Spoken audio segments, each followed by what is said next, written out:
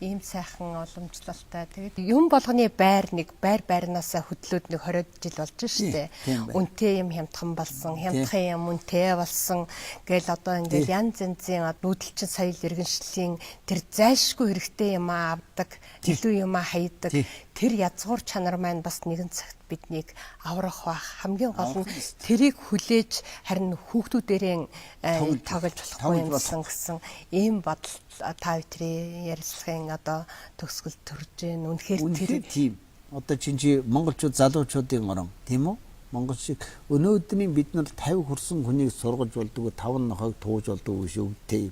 Над чиг хүнийг бол одоо үзэл бодлыг өөрчилнө гэж байхгүй л дээ. 50-аас доошх тэр л бүр хүүхэд багчуудаас нь эхлээд энэ үеийн хүмүүсүүдийг л Монголоо алдчихааргүй хүн болгох чухал хамгийн эрхэм байна да.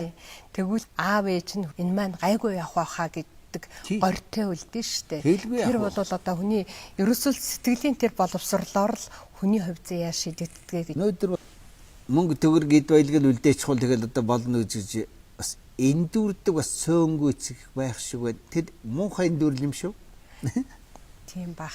Дорны гүн хаан хурхал буй бөгөөс тарах болё. Хураахал буй бөгөөс барагдах болё гэж.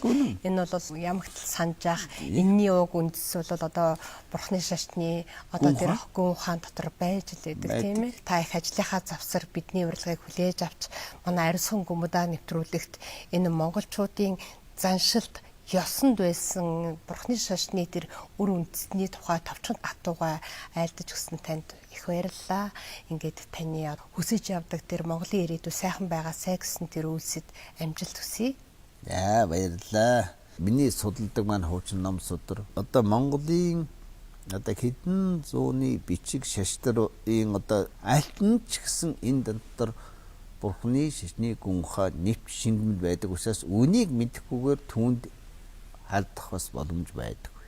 А нөгөө талаас нь яг хуу миний аав бол одоо ламхан дашчамбал дацсанд ажлаасын одоо лаарн болж uuсан би хөшин хүнийхэн цөөхөд тийм учраас би багасаа энэ бурхан шашин гэж чухам юу юм энэ бүгдийг бас над бол ясан шингэсэн бас шингэмэл шинээр би нариусхан гүмдэ гэдэг нэвтрүүлгийг бол тогтмол үздэг юм аа. Телевизээр нь үздэг үү. Тэгээд энэ гүмдэг бол бас яхахгүй ажил ис таарад оройтж ирэх юм бол бас үзчихдэг юм. Чоймаа багштай их баярлалаа.